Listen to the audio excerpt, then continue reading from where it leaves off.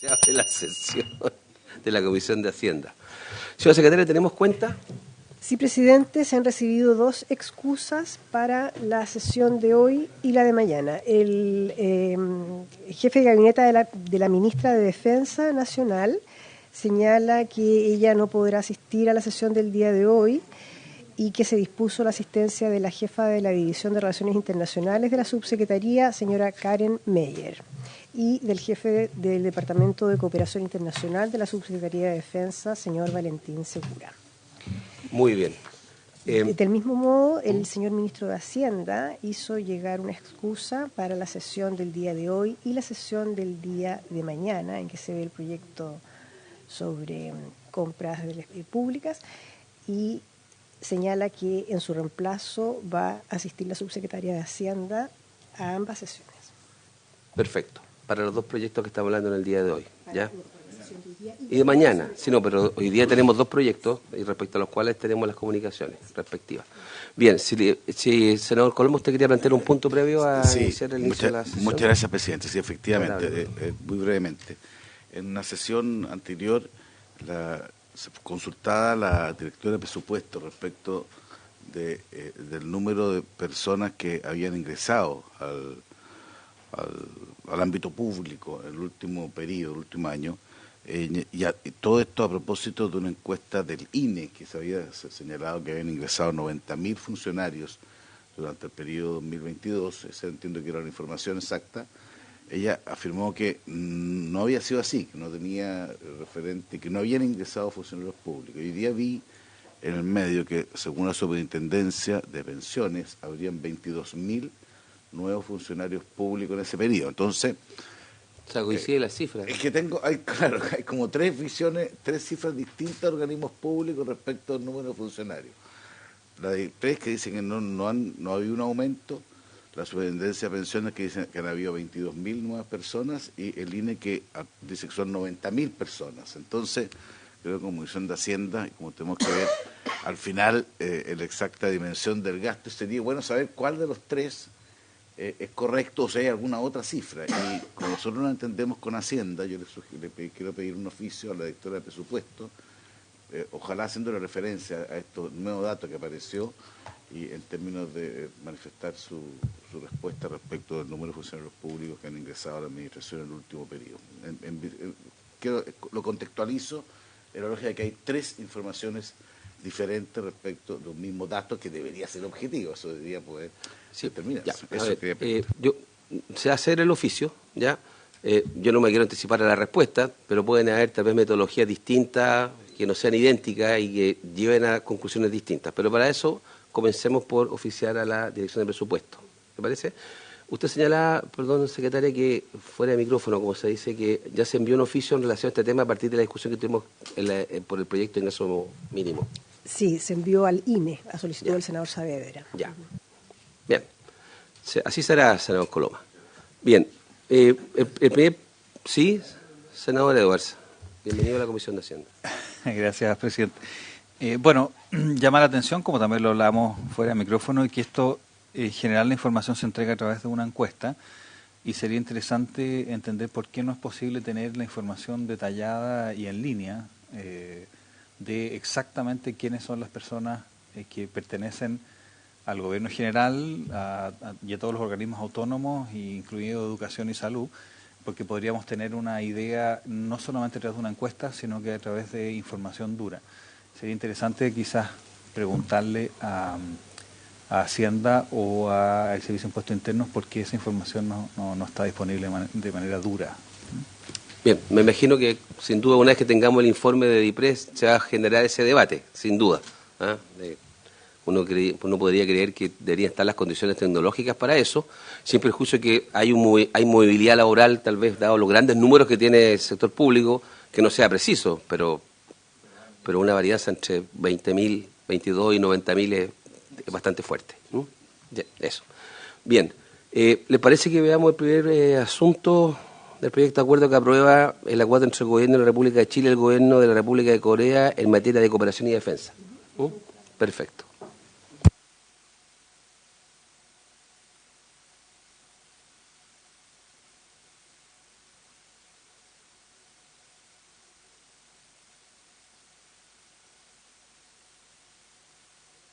Buen día, adelante.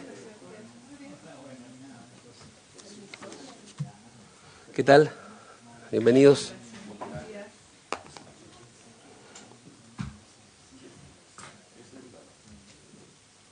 Bien, le damos la bienvenida al representante del Ministerio de la Defensa Nacional, a la jefa de la División de Relaciones Internacionales de Subsecretaría de Defensa, señora Karen Meyer, y al jefe del Departamento de Cooperación Internacional de la Subsecretaría de Defensa, el señor Valentín Segura, para conocer el proyecto de cooperación entre Chile y la República de Corea en materia de defensa.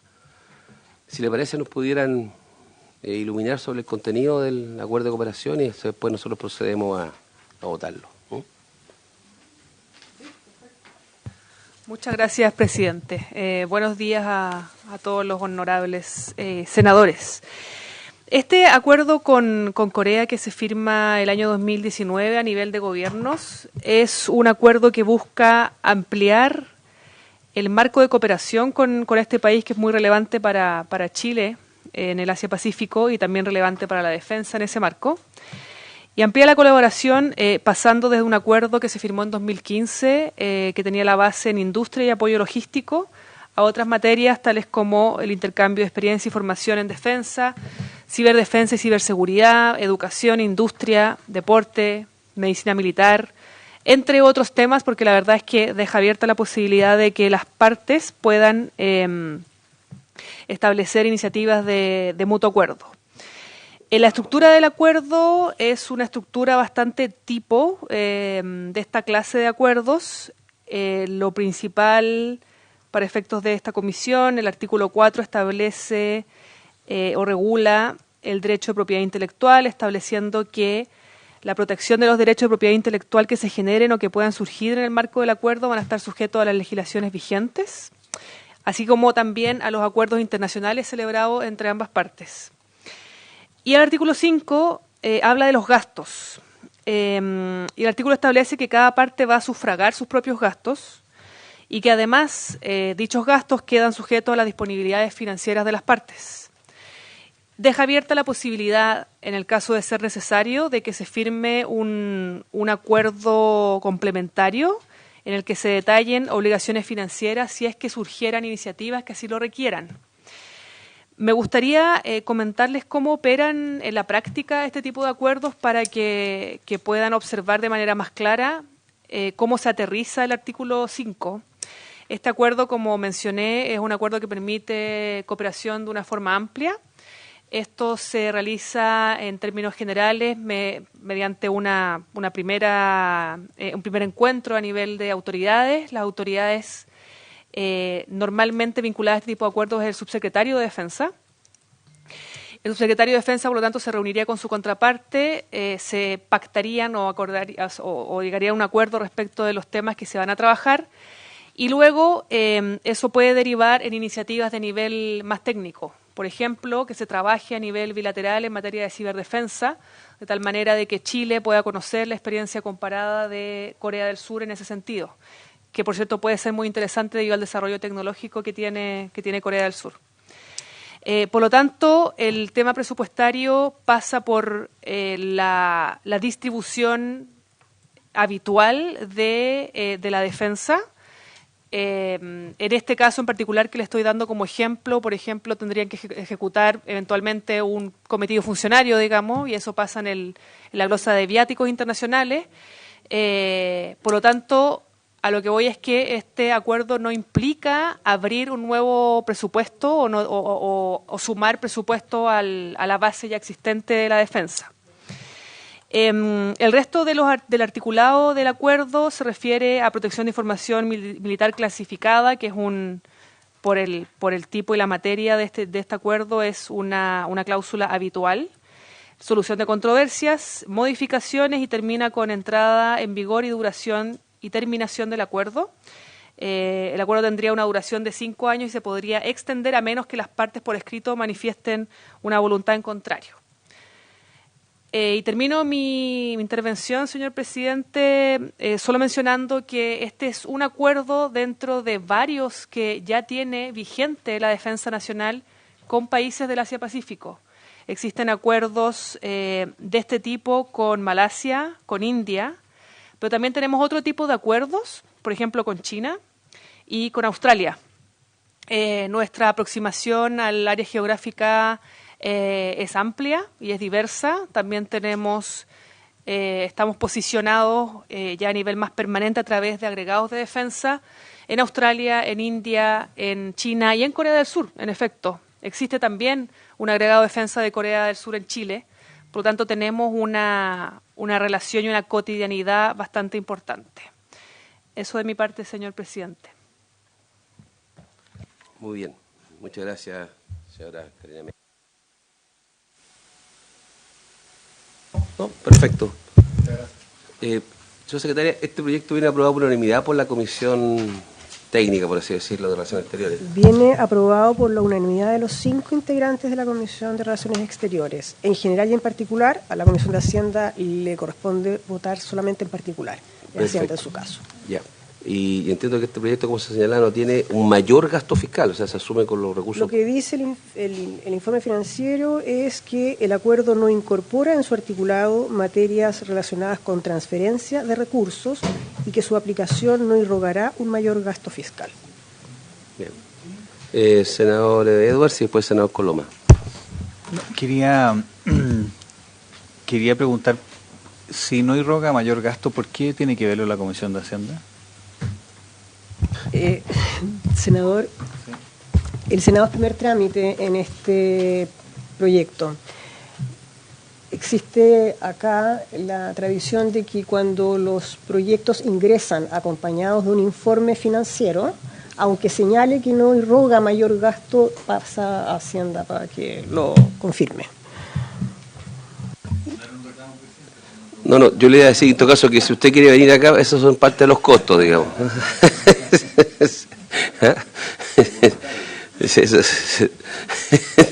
Se expone a esa situación. Senador Coloma, ¿usted quiere agregar algo? Dos consultas por su intermedio, presidente. Respecto al primero, los gastos, porque eso es lo propio, porque dice que más que no tenga gastos, esto van a ser sufragados con los recursos normales regulares de la Cancillería, que no es lo mismo exactamente, el Ministerio de Defensa, entonces yo no sé, como se han planteado varios informes en esta línea, y no sé si podemos tener en algún momento cuáles fueron esos gastos, digamos, respecto, porque no es lo mismo que no tenga, que tenga y que estén contenidos en un ministerio. Entonces sería bueno, por último, más adelante, tener una idea, digamos, de cuáles son, que no deben ser muchos, no sé. Pero igual creo que es importante tener una visión, digamos, de cuál es lo que roga al fisco, porque al final igual esto se ve la ley de presupuesto dentro de partidas más grandes, pero respecto a cada una de estas partidas que uno las va aprobando y que, claro, como dice la frase sacramental de no roga mayores gastos, la verdad es que tiene gastos, lo que pasa es que no son distintos de aquellos que están establecidos en los ministerios, pero yo pediría, digamos, más adelante tener una idea de lo que son.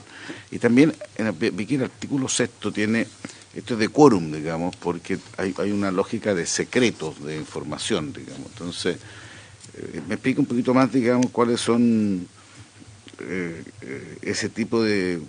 Bueno, tiene todo, por ser de defensa, automáticamente, tiene esta categoría o no. O sea, todos aquellos tienen esa misma cláusula, o en este caso particular, la tiene o no tiene. Dicho eso, presidente, para que quede claro, yo me parece que nosotros tuvimos días pasados la visita de varios parlamentarios de Corea del Sur.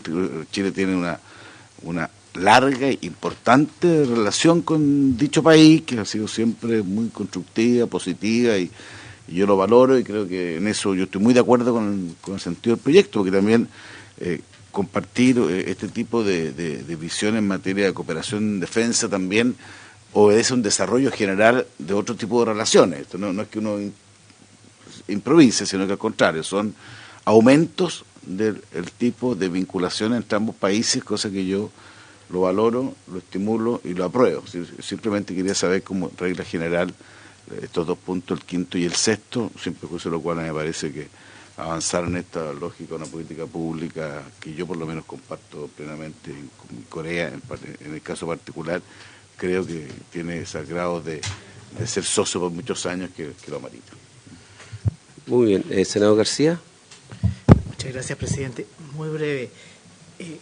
A mí me llama la atención que el artículo único diga que se apruebe el acuerdo entre el Gobierno de la República de Chile y el Gobierno de la República de Corea en materia de cooperación en defensa.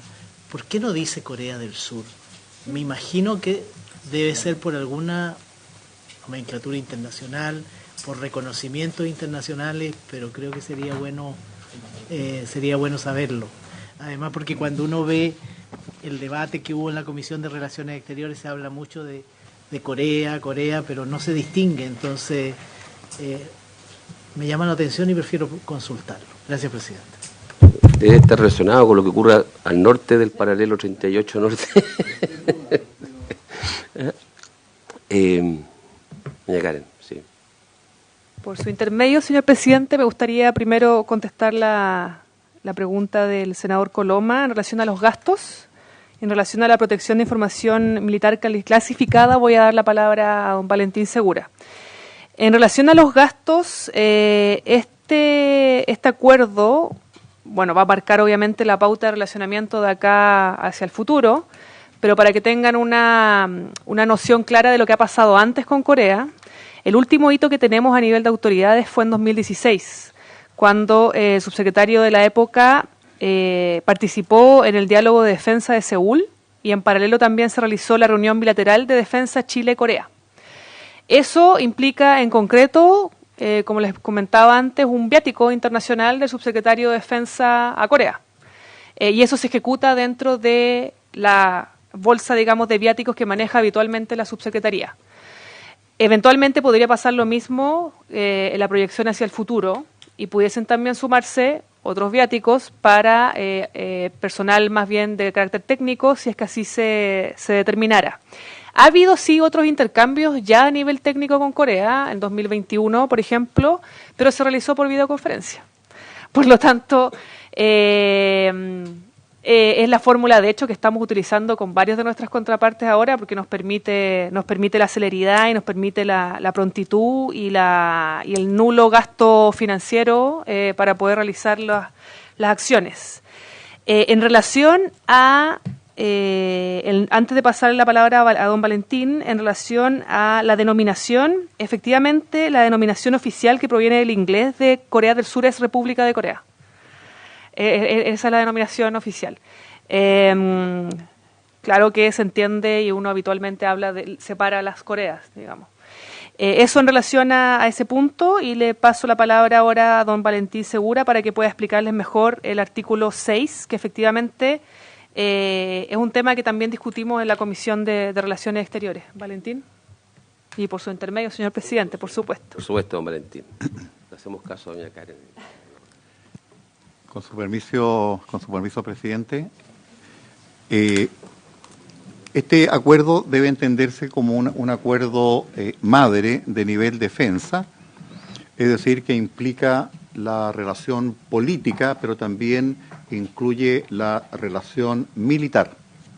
Todos comprendemos que no es exactamente lo mismo defensa que militar.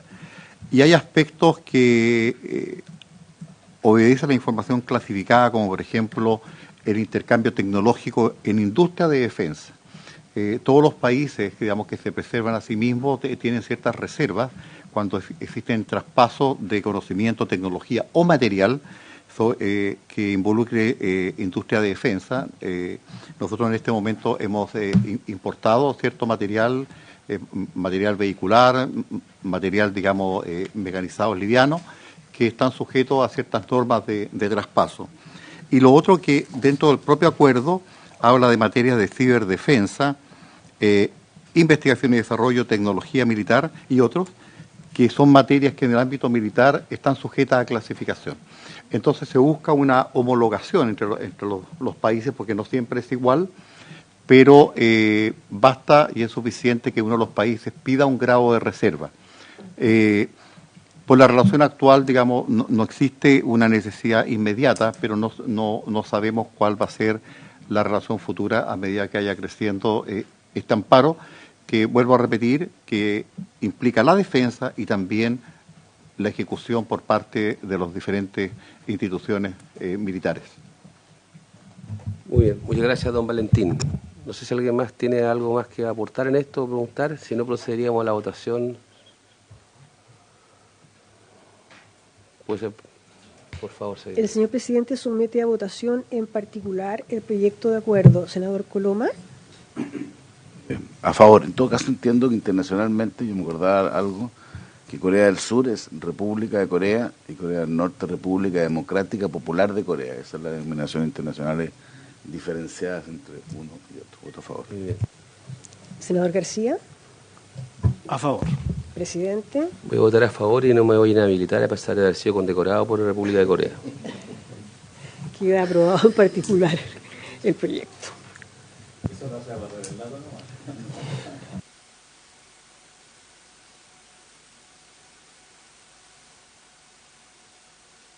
Bien, queda despachado este proyecto. Muchas gracias, doña Karen, don Valentín, y respeto al subsecretario y a la ministra.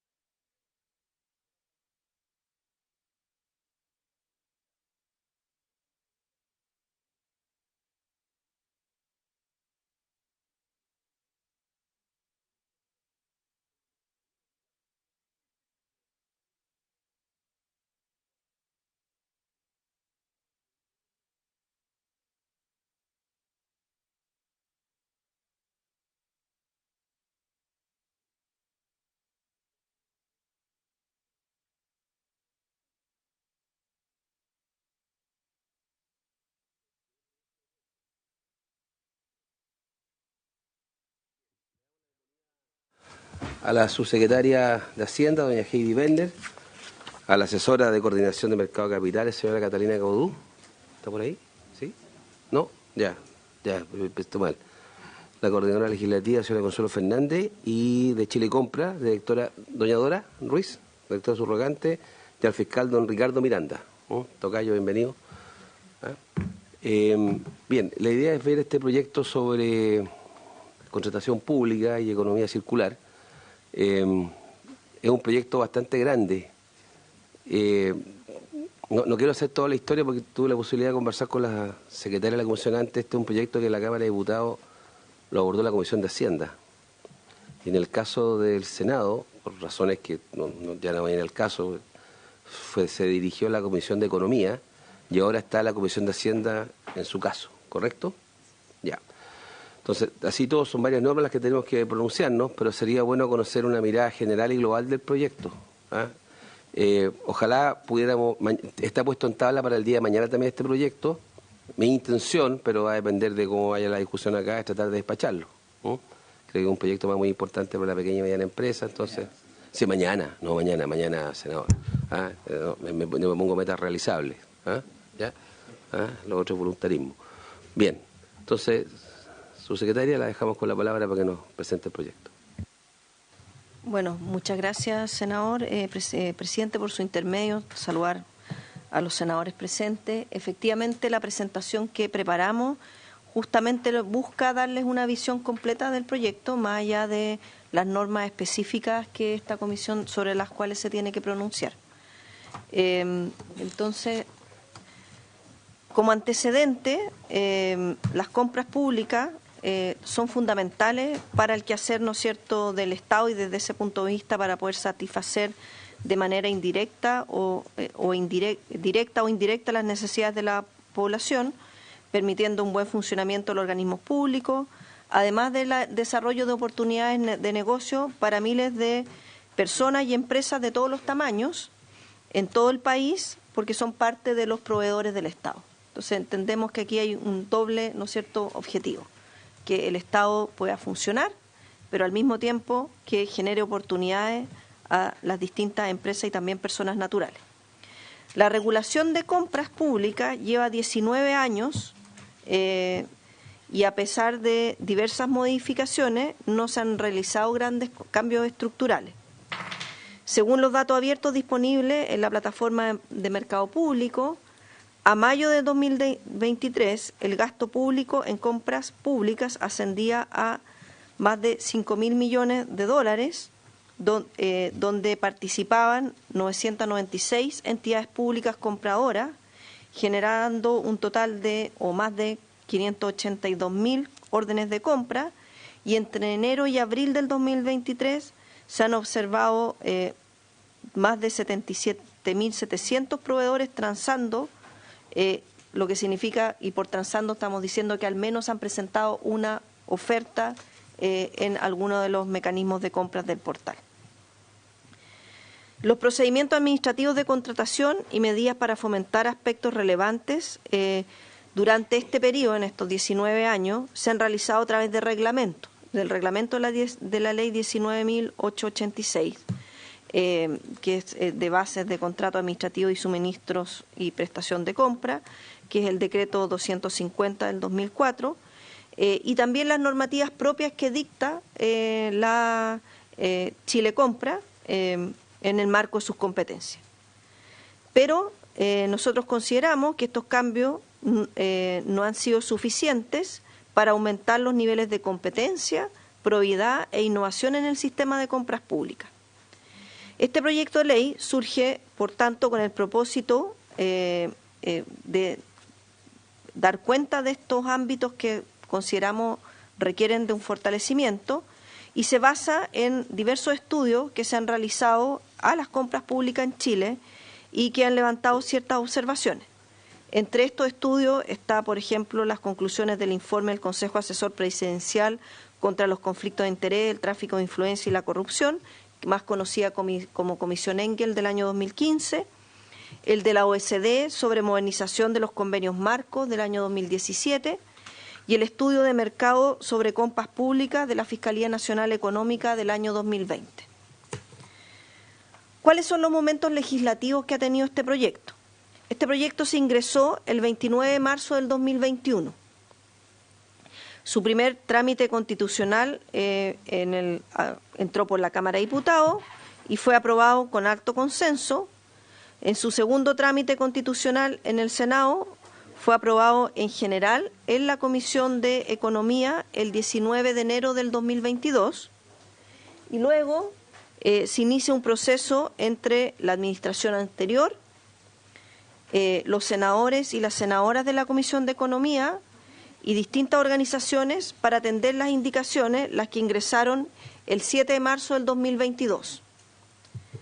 Desde marzo del 2022, la actual administración hizo un análisis del proyecto de ley para presentar una propuesta que recogiera las observaciones de las distintas partes interesadas y alcanzar un proyecto que fuera más armónico.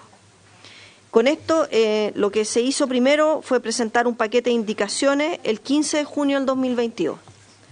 Posteriormente, luego de continuas reuniones de trabajo con las y los asesores de los senadores y senadoras, se presentaron otros 4 paquetes de indicaciones, siendo el último de ellos presentado el 13 de abril de este año, 2023. Entonces, en una primera etapa, como metodología de trabajo, desde el Ministerio de Hacienda, en un trabajo conjunto con Minecon y por supuesto que con Chile Compra, se trabajó en esta base de indicaciones presentadas, en base a las indicaciones presentadas por la administración anterior y con las senadoras y senadores de la Comisión de Economía, incluyendo mejora en distintos ámbitos del proyecto, entre ellos probidad, innovación, transparencia y competencia, además de revisar temas más de forma de redacción y de implementación que pudiesen tener problemas de implementación que pudiese presentar el proyecto de ley que había sido aprobado en la Cámara. Entonces, como una segunda etapa, se conformó una mesa de trabajo con los y las asesoras de los senadores y de las senadoras, realizando reuniones periódicas para acordar previamente los principales aspectos de las indicaciones que iban a ser presentadas. Además, en este trabajo se tuvo contacto permanente con la Contraloría General de la República, que también, fue a la Comisión de Economía del Senado, hizo sus comentarios y por eso mismo también con ellos se trabajaron aquellos aspectos que conciernen, por supuesto, al quehacer de la Contraloría en el ámbito de las indicaciones. También con la Fiscalía Nacional Económica, dado el informe que se había presentado el año 2020 por parte de la Fiscalía, con el Tribunal de Compras Públicas y con ministerios sectoriales.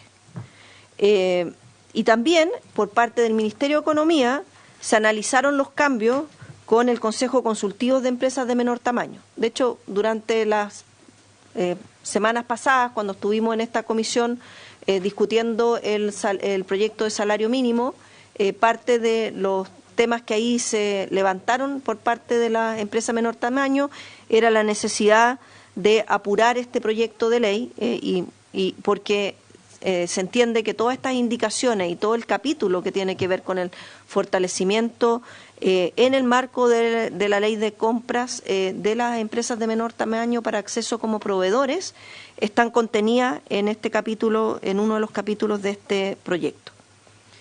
Bueno, y por eso se concluyó con la presentación de estos 3 paquetes de indicaciones. La primera fue ingresado el 29 de julio del 2022, el 12 de agosto del 2022 y el 7 de octubre del 2022. Después seguimos con el trabajo constante con los y las asesoras y se reconocieron otros puntos que podrían generar disenso y por tanto requerían de mejora. Y eso finalmente dio pie al último paquete de indicaciones que fue el 13 de abril del 2023. Entonces, la metodología utilizada a nosotros nos parece importante destacar porque fue de amplio diálogo, de trabajo conjunto con los distintos asesores y asesoras de las senadores y de los senadores de la Comisión de Economía y por tanto consideramos que el proyecto que traemos a discusión en esta comisión viene con todo ese trabajo previo. Y ahí agradecer por su intermedio al senador Durana, al senador Osandón, al senador Bianchi, al senador Saavedra y también un tiempo estuvo el senador Elizalde como parte de la Comisión de Economía en este proyecto y las senadoras Carvajal, Proboste y Aravena.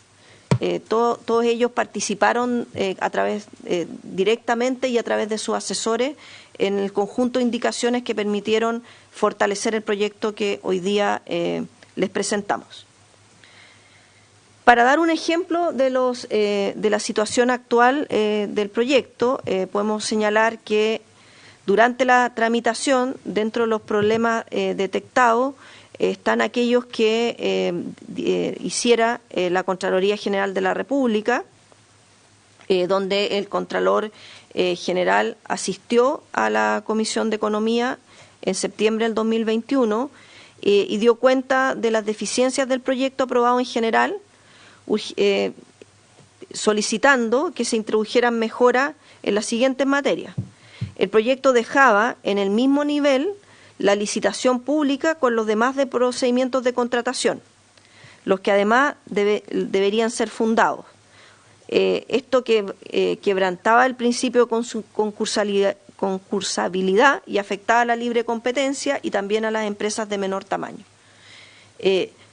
No se avanzaba en limitar las causales de trato directo, no establecía incentivos ni mecanismos para el control del proceso de decisión de compra y la preparación de la contratación administrativa, contemplaba una serie de conductas supuestamente sancionables, sin embargo, no señalaba quién tenía esa potestad y su procedimiento de aplicación, y no se avanzaba en el fortalecimiento de la probidad.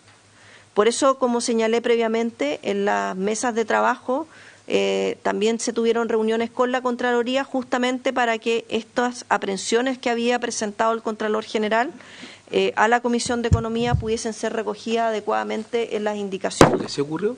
Así ocurrió. Esa Sí. es la pregunta. Porque está ahí, Así ocurrió. Sí, no, lo que las vamos a ver limitaciones que acá. pone, las objeciones del Contralor son bien fuertes algunas, como Sí. cuando dice no se avanzaba ¿puede resolver una por favor ahí? No se avanzaba en limitar las causales de trato directo, claramente eso... Todo eso, sí, Ya, efectivamente ok. todo eso se perfeccionó, pero que para ser muy transparente en toda la historia fidedigna de esta tramitación, Se valora a su secretaria, por eso... quisimos poner los problemas y como usted puede ver, No, que no, exceso, hartas está bien, láminas porque para quiere darnos decir que había un tema que fue para dar levantado por cuenta el de- Contralor y sí. fue después recogido por la Comisión. Exactamente. Entonces, la propuesta en trámite destacan los siguientes elementos. Ampliación del ámbito de aplicación, es decir, la cobertura del sistema compra. Procedimientos más competitivos, haciéndonos cargo, por supuesto, de las indicaciones y las observaciones del Contralor. Nuevos procedimientos de contratación pública, uso eficiente de los recursos públicos. Entendemos que el sistema surge, ¿no es cierto?, para dar continuidad de servicio al sector público, pero al menor precio disponible con la calidad requerida. Gestión de contratos, modernización y ampliación del sistema de información, a propósito de las normas de probidad y transparencia, mejoras en el Tribunal de Contratación Pública, nuevas facultades para la Dirección de Compras y Contratación Pública, mayor probidad y transparencia, impulso a la participación de las empresas de menor tamaño y fomento a la innovación y sustentabilidad. Entonces, aquí me voy a referir justamente a las disposiciones aprobadas en la Comisión de Economía del Senado, a propósito de todas estas indicaciones y paquetes de indicaciones que fueron siendo trabajadas. Se aumenta el número de instituciones reguladas por la ley de compra, extendiendo la cobertura de la plataforma de mercado público. La regla general será que, existiendo aportes públicos, deberán sujetarse a la ley de compras. La ley se aplica a todos los organismos autónomos constitucionales, tales como el Congreso Nacional, el Ministerio Público, el Poder Judicial, entre otros, los cuales deberán dictar su normativa interna, porque son entes autónomos, entonces no es que vayan necesariamente a aplicarle las mismas normativas que dicta el Chile Compra para el Ejecutivo. Digamos. Incorpora, por tanto, también a las corporaciones, fundaciones y asociaciones en las que participe el organismo de la Administración del Estado en su organización o que reciban más de 1.500 UTM de aportes públicos, las que deberán ser identificadas por decreto supremo del Ministerio de Hacienda. Aquellas no identificadas en el decreto podrán adherir voluntariamente al sistema mediante convenio, sin perjuicio que se les aplican las normas del capítulo 7 sobre probidad y transparencia. Sí, corporaciones municipales también. Sí, sí, así es. Senador García. Sí, que aprovechando la consulta del senador Coloma, hay un cuadro aquí en la página 14 que dice ámbito de aplicación de la ley, que dice los organismos de la administración del Estado, corporaciones municipales, pero no dice las municipalidades. ¿Es porque está comprendido dentro de las corporaciones municipales? Es que actualmente las municipalidades son parte. Sí, exacto. Sí. Claro, ya estamos aquí. Que esto es bien importante. O sea, en el fondo, o sea, hoy día estando incorporados los municipios, no estaban incorporadas las corporaciones. Y lo que hace esta ley es incorporar las corporaciones. Eso es muy importante. Bien, ¿estamos bien? Entonces, por tanto, hay un aumento de cobertura o ámbito de aplicación de la ley. Incorpora con rango legal a las corporaciones regionales y municipales, a propósito de la pregunta venía ahí en el bullet. El Banco Central, creo que tenéis que no sé quién me está... Ahí se cargó, perdón, ya. Estoy en la página 13, exactamente. Se incorpora con rango a las corporaciones regionales y municipales, al Banco Central, a las empresas públicas, a las sociedades en que el Estado tenga más de 50% de participación. se le aplicará la probidad, todo el capítulo de probidad y transparencia, y esta gente, podrán adherirse voluntariamente a la ley de compras vía convenios con Chile Compra. Aplica la ley de compra a los contratos de ejecución de obras y concesión de obras según sus particularidades, y deben utilizar el sistema de información y compras públicas. Excepcionalmente, por causal establecida en la ley, se podrán realizar algunas contrataciones fuera del sistema, pero queda muy regulado la excepcionalidad. Y como ustedes pueden ver, en el cuadro que hacían alusión previamente, el senador Coloma, aquí está las entidades a las cuales se suman, ¿no es cierto?, a la aplicación de la ley, ¿ya? Y la cobertura se refiere a qué capítulos en particulares de la ley le aplica. Entonces, por ejemplo, a propósito de las corporaciones municipales, que era la consulta, se le aplican todos los capítulos de la ley 19.886. Por ejemplo, en el caso de las corporaciones con participación de administración del Estado, con asignaciones superiores a 1.500 UTM, las empresas del Estado y el Banco Central, se le aplica todo el capítulo de probidad y transparencia y pueden adherirse voluntariamente a utilizar el sistema de compra. Perdón, y a la totalidad de las compras que tengan, ¿no es cierto? Porque aquí, por ejemplo, una fundación puede recibir 150 millones de pesos, pero tener compras por 300. Son las 300 millones los que están dentro de la... Sí. ¿Y por qué el límite de 1.500? Porque son como 100 millones de pesos, ¿no? Tenemos que... Eso fue parte de los acuerdos que se hicieron, porque también se entiende que también hay otros mecanismos que con 3 cotizaciones, etcétera. Entonces, con ese monto se entiende que si el Estado... esto es el monto respecto del cual el Estado les da aportes. Claro. Entonces, si el Estado les da aportes por sobre 1.500 UTM, tienen la obligación de participar al menos en los temas de probidad de transparencia y adherir voluntariamente al sistema de compras si así lo ¿Pero voluntario o no voluntario? Lo de probidad y transparencia no es voluntario. ¿Y lo de compras sí es obligatorio o es voluntario? Voluntario, como lo es también para el Banco Central. Muy bien, no voy a ser inteligente. ¿Ah? Bien. Las personas jurídicas receptoras de fondos públicos, ahí va a haber un reglamento en particular de cómo va a operar, y también se añade todo lo que tiene que ver con licitaciones de obras públicas y concesiones. Ya, procedimientos más competitivos, que había sido uno de los temas, ¿no es cierto?, que levantó como un problema al proyecto de ley que había ingresado y que había salido de la Cámara de Diputados por parte del Contralor. Se establece que la licitación pública es la regla general. Excepcionalmente, por acto debidamente justificado, podrán adjudicarse contratos mediante licitación privada, trato directo o contratación excepcional directa con publicidad u otros procedimientos especiales que se regulan en este proyecto de ley. Las causales de trato directo están sujetas a una potestad reglamentaria y según la causal y el monto a contratar deberán publicar la decisión recurrir a dicho procedimiento y siempre deberá publicarse el acto administrativo totalmente tramitado. Los nuevos procedimientos de contratación, al igual que la contratación directa y la licitación pública, son excepcionales, justificados y públicos. O sea, es decir, primero va la licitación, eso quedó muy claramente establecido que es la regla general. Se fortalece la normativa aplicable al mismo grupo empresarial o relacionado entre sí y a los beneficiarios finales y se regula la inadmisibilidad de ofertas que pretendan la simulación de escenarios competitivos. Aquí hay una norma, esto a propósito de probidad y transparencia y de los temas levantados por la Fiscalía Nacional Económica, es que se regula especialmente los temas de los beneficiarios finales. Se reconoce la subcontratación, pero con limitaciones. Se define con rasgo legal la compra ágil, que es un mecanismo de compra que hoy día era parte del trato directo. Entonces, legalmente no es que existiera lo que existía era el trato directo. Y sí, así, así se llama, compra ágil. Y el convenio marco.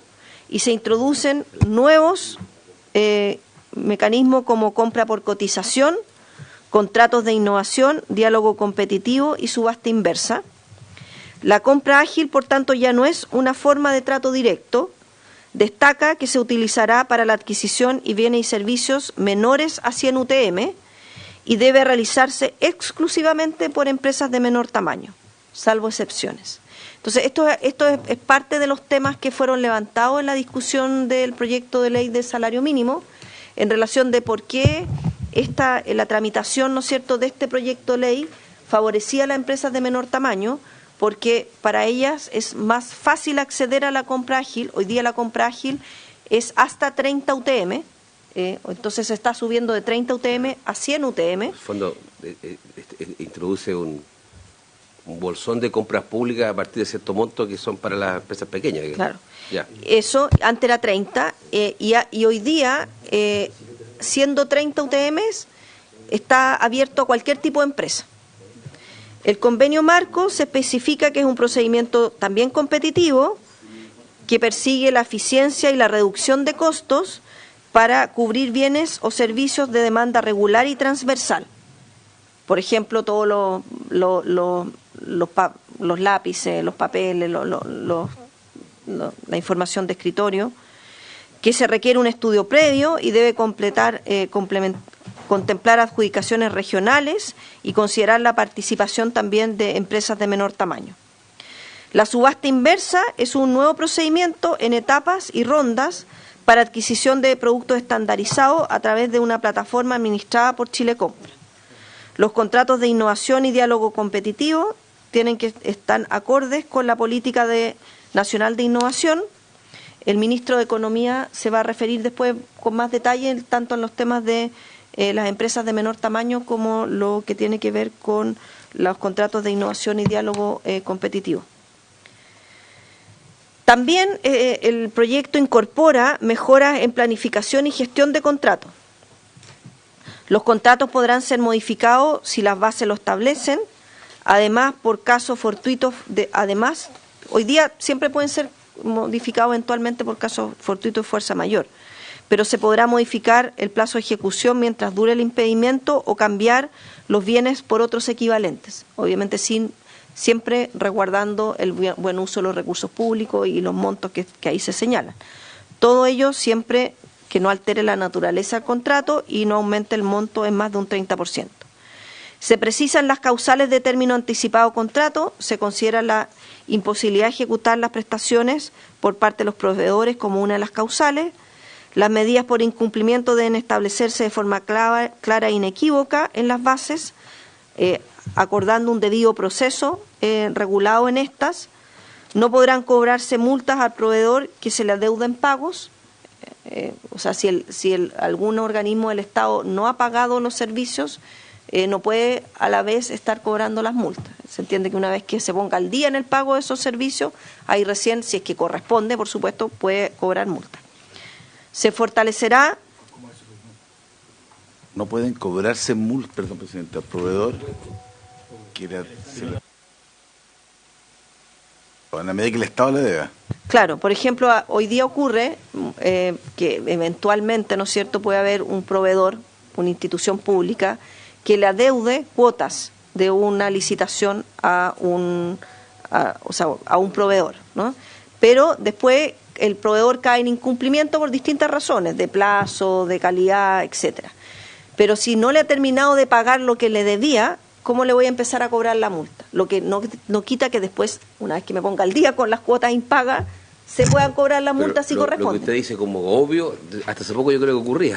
Sí, no, por eso lo estamos cambiando, senador. Sí, por eso, claro. O sea, sigue ocurriendo hoy. Claro. Ya. Se fortalecerá el plan de compras como instrumento de planificación y evaluación. Hasta hoy, todas las instituciones públicas tienen que hacer un plan de compra. Y ese plan de compra se tramita a más tardar el año anterior al proceso de compra. Y tiene que ser evidentemente consistente con el subtítulo 22 y lo que corresponda aprobado en su presupuesto. Pero no jugaba un rol necesariamente Chile Compra en esta revisión, ¿ya?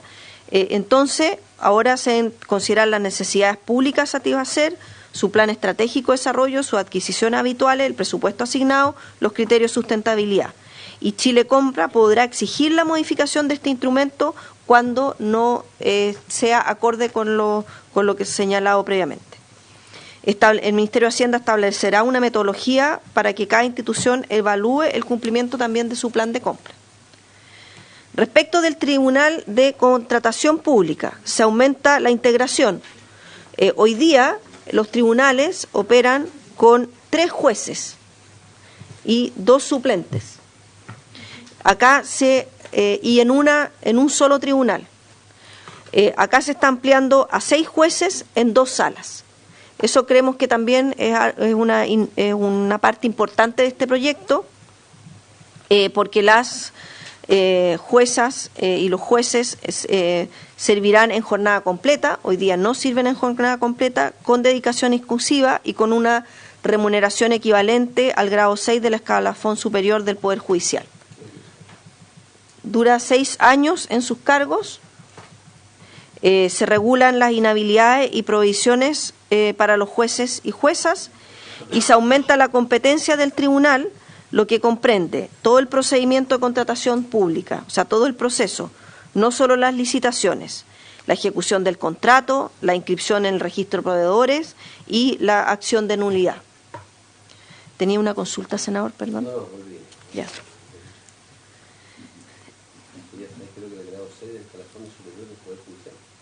Ahí que me ayude, Consuelo.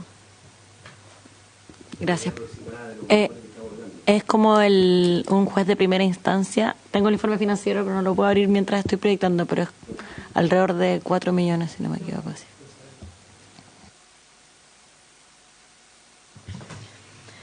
Se perfeccionan las normas de procedimiento ante el tribunal. El tribunal puede decretar suspensión del procedimiento, compra o ejecución del contrato como medida prejudicial precautoria. Se establece que la conciliación es obligatoria. Respecto al organismo de la Administración del Estado, la Dirección de Presupuesto deberá autorizar las conciliaciones que afecten el patrimonio fiscal en un plazo de 15 días desde la recepción de la solicitud, es decir, también se le pone un plazo a la Dirección de Presupuesto.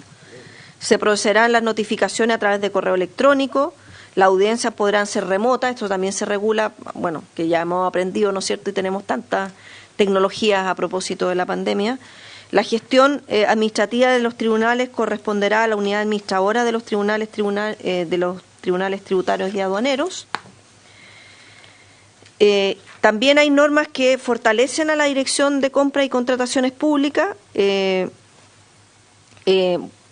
La Dirección de Compra debe proponer al Ministerio de Hacienda políticas públicas en materia de compras públicas, impartir instrucciones obligatorias de generar la aplicación para la correcta aplicación de los procedimientos de la contratación, deberá realizar las instrucciones previa consulta pública, esto también es algo importante.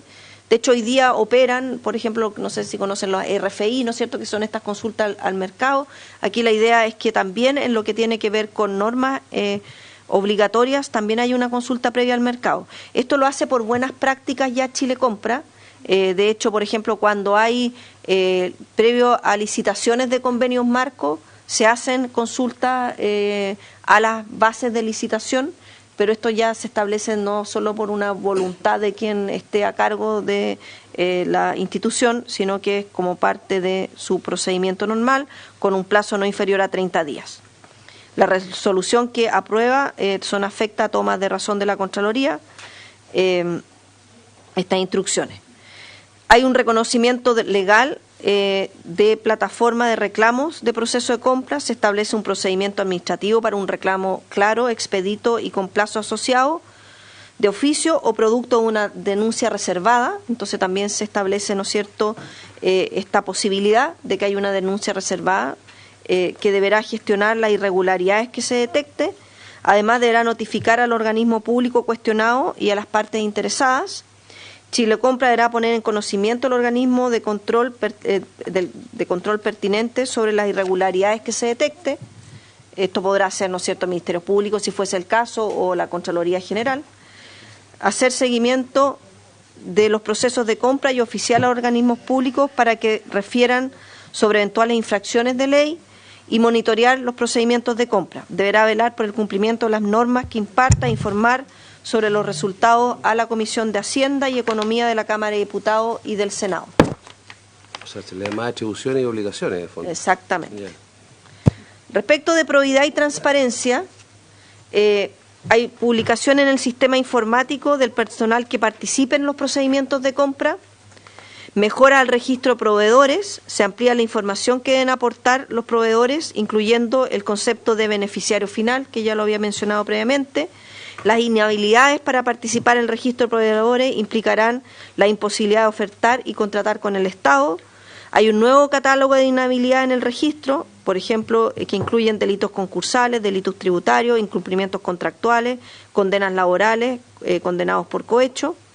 Se detalla la etapa de preparación de contratación administrativa, o sea que hay prueba de conceptos, consulta al mercado. Bueno, hoy día existen las consultas al mercado, pero todo esto se está regulando de manera legal y no solo a través del reglamento como ocurría en algunas de estas situaciones.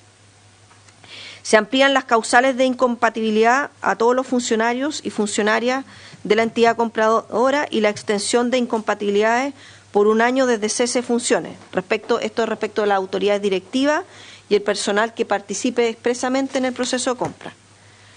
Se regula el deber de abstención de funcionarios y funcionarias. Se establece el canal de denuncia reservada, que ya lo había mencionado.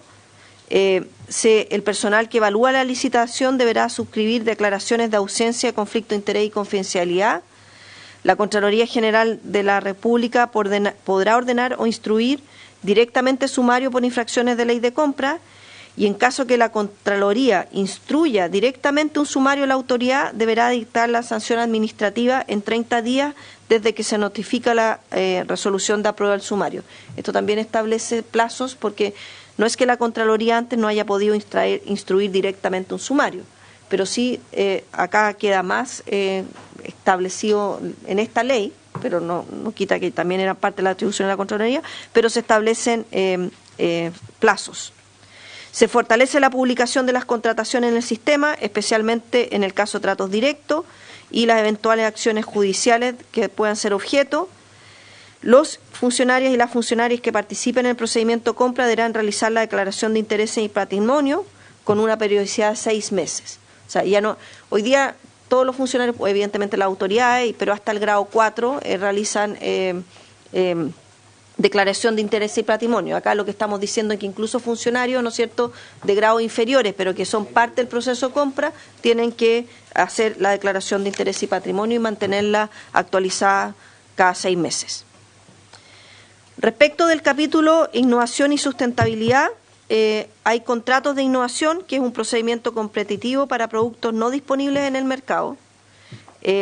Respecto de diálogo competitivo, es un procedimiento competitivo que establece un diálogo estructurado con proveedores de un producto que existe en el mercado, pero que requiere adaptaciones a objeto de determinar los medios más idóneos para satisfacer la necesidad pública. Se crea un comité de innovación y sustentabilidad de compras públicas que debe aprobar la política nacional bianual. Este comité es presidido por la Subsecretaría de Hacienda e integradas por las subsecretarías de Economía, Empresa Menor Tamaño, Medio Ambiente, Ciencias, Tecnología y Conocimiento, y 4 personas externas calificadas. Se incorporó en el proyecto de ley de Economía Circular una nueva ley distinta a la 19.886 para la adquisición de bienes y servicios de los organismos del Estado. Se aplica a los organismos de la Administración del Estado con la finalidad de reutilizar los bienes en desuso y contratar servicios de forma conjunta. En caso de que deban ser eliminados, esto debe ser conforme a un adecuado manejo de los residuos. Y se crea la plataforma de catálogos de economía circular. Aquí dejo con usted al ministro de Economía, que se va a referir con más detalle a lo que se refiere a la promoción de las empresas de menor tamaño y cooperativa, y también a estos temas de innovación y sustentabilidad. Muchas gracias, subsecretaria. Bueno, lo primero que me gustaría señalar acá es que, muy en línea con lo que ya señaló la subsecretaria, las pymes tienen, cuando uno conversa y trabaja con ellas, 2 problemas bien estructurales de fondo. Uno de ellos dice relación con acceso a mercado y otro dice relación con problemas de liquidez. En el acceso al mercado necesitan más lugares donde vender y vender de mejor manera, y por eso que el Estado tiene que hacer un esfuerzo a través de sus instrumentos para aportar en esta materia. Y por supuesto los temas de liquidez, el tema central acá es en cuánto tiempo se les paga, tanto del sector público como del sector privado.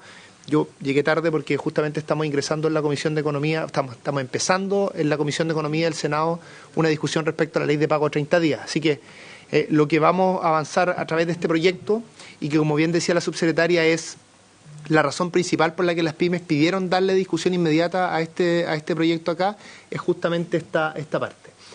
¿Qué es lo que estamos haciendo acá, tanto para pymes como para cooperativas? Son dos cosas, que la subsecretaria las explicó, pero quiero enfatizarlas. La primera es que en la legislación actual, la compra ágil, que además era no tenía un rango legal o no tenía una especificación particular legal, la compra ágil estaba hasta 30 UTM. Lo primero que estamos haciendo es extenderla hasta 100 UTM. Y lo segundo es que en la actualidad la compra ágil ocurre preferentemente para pymes, pero esa palabra preferentemente puede ser interpretada de distintas maneras dependiendo de quién está ejecutando esa compra. Lo que se hace ahora es que queda de forma obligatoria para las pymes, a menos que ocurra una licitación y no se presente ninguna pyme en esa licitación. Más que una licitación, un llamado. Claro, es un llamado. Sí. Y además, en el caso, eso lo voy a comentar más adelante, en el caso que esto sea para una compra sea en regiones, tiene que ser una pyme regional. Entonces, la estimación de Chile Compra, para dar un orden de magnitud respecto a cuál va a ser el efecto de esta medida, es que debiera aumentar la compra para las pymes en régimen en $300 millones al año. Esto a pesar de, a propósito de las conversaciones que hemos tenido, por ejemplo, el subsidio del salario mínimo, esto por supuesto es mucho más. Y estas son las medidas de fondo que uno debe avanzar, ¿no es cierto? Porque no son medidas paliativas, sino que buscan realmente mejorar de forma estructural las condiciones de las pymes. La siguiente diapositiva permite ilustrar esto en términos gráficos. Sí. No tiene que estar en convenio marco. No, es que no es convenio marco esto. La compra ágil es un mecanismo distinto. De hecho, ahí se especifica. Por eso, o sea, sí. No, son mecanismos distintos. ¿Ya? Entonces, pueden estar en ambos. Pueden estar en ambos, por supuesto. Por supuesto. Por supuesto. De hecho, allí se ilustra cómo funciona la ley vigente y cómo va a funcionar a partir de la aprobación de este proyecto de ley, si el Parlamento así lo considera. En la actualidad la compra ágil llega hasta 30 UTM y los convenios marcos conviven además en ese margen, en el margen de hasta 30 UTM. A futuro, por supuesto, los convenios marcos que ya existen se van a mantener, pero los convenios marcos que se definan a futuro van a estar por sobre las 100 UTM. Y eso le va a dar también más espacio a la compra ágil. Y además, como les comentaba antes, la compra ágil ahora no solo va a ser preferente, sino que va a ser exclusivo para las empresas de menor tamaño.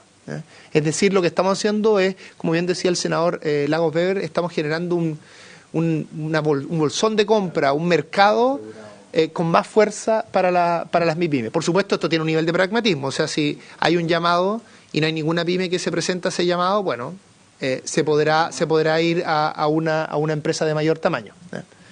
Ministro, el senador Coloma le pide una interrupción. Para entender en su magnitud los números, se supone un mayor comercio de $300 millones. Eso es lo que planteó usted. Esa es la totalidad en el año que debiera ser el aumento de ventas que van a tener las pymes a propósito de esta medida. ¿Y usted ha calculado cuánto, por tanto, porque quiero hacerme cargo del otro tema, que es el tema del precio, que algunos sostienen que podría ser más alto el precio en ese escenario? ¿Usted tiene una reflexión respecto a si esos tres, al establecer, entiendo que es un mercado excluyente, digamos, o cautivo, excluyente o único, cómo va a jugar a juicio de ustedes? Yo imagino que solamente hay que tener porque el temor, ¿cuál puede ser? Que los precios sean más altos. El beneficio, ¿cuál puede ser? Que va a generar más competencia en ese segmento, digamos. ¿Se fija? Entonces, no sé si ustedes han visto ese... O sea, una primera cosa efecto, que yo diría, la subsecretaria también puede comentar esto, pero una primera cosa que diría es que no se elimina la competencia acá. Sigue existiendo la competencia, pero es una competencia entre un grupo. Exactamente. Entre un grupo y eso, por tanto, debiera proteger que se acceda efectivamente a buenos precios. Pero no sé si subsecretaria quiere agregar algo. Yo quería, un poco a propósito de la consulta del senador Coloma. lo que señalaban las pymes es que de alguna forma no había reajustabilidad de los precios a los cuales reajustabilidad a los precios que compra el Estado. En particular, en la compra ágil, que es hasta 30 UTM, que es un mecanismo que en este proyecto de ley queda solo para empresas de menor tamaño, como opera es distinto que el convenio marco. El convenio marco lo que hace es una gran licitación para cierto tipo de productos que acceden ciertos proveedores, y los proveedores que acceden a ese convenio marco acceden con ciertos precios que efectivamente hay un mecanismo de reajustabilidad del propio convenio marco. ¿Eh? Pero en la compra ágil es distinto, es como va a comprar el Estado, es que va a pedir 3 cotizaciones y van a poder participar las empresas de menor tamaño, y por tanto las 3 cotizaciones son en el momento de la compra, y por tanto los precios de esas 3 cotizaciones son los precios vigentes al momento de la compra, y como son compras de hasta 100 UTM, no es que queden para siempre esos precios, porque nuevamente cuando la nueva institución requiere de un bien o servicio y ocupa la compra ágil, nuevamente va a pedir 3 cotizaciones y por tanto los precios se van a ajustar al precio vigente que exista en el mercado respecto de ese bien o servicio. No sé si con eso contesto la pregunta del senador Coloma. Senador Coloma. Sí, pero me genera otra, digamos.